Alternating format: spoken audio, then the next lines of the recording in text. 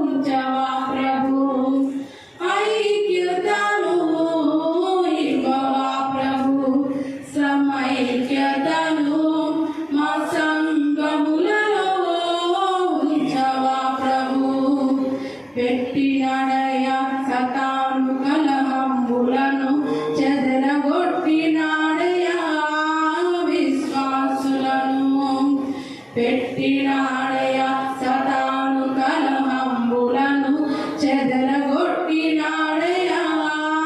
విశ్వాసులను. గద్దింపవా తండ్రి అపవాదిని, ఆత్మబలమును మాకియ్యవా ప్రభు. గద్దింపవా తండ్రి అపవాదిని, ఆత్మబలమును మాకియ్యవా ప్రభు.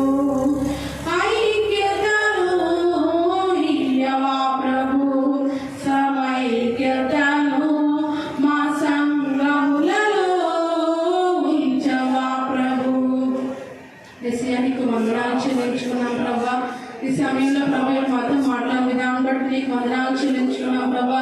ఈ రోజుల్లో ప్రతి ఒక్కరు కూడా ఐక్యత కరువైపోయి ఏకమానస ఏకభావము ఏకాత్మ కరువైపోయి తమ ఇష్టానుసారంగా జీవిస్తూ దేవుడు మాటలలో తండ్రి ప్రభా నిర్లక్ష్యం చేస్తున్నారు. ఏసయ్యా దయచేసి మమ్మల్ని క్షమించమని అడుగుతున్నాం తండ్రి.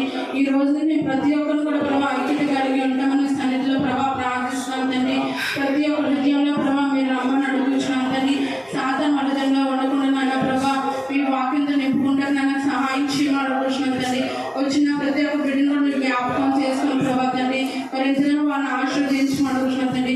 ఆశీర్వాదం పొందాలంటే ప్రభా తండ్రి కుటుంబంలోని ప్రభా సమాజంలోని సంఘంలోని ప్రభా అందరూ కూడా ఐక్యత కలిగి ఉండేలా మాకు తెలియజేసిన దాన్ని బట్టి నీకు వందనాలు ప్రభా.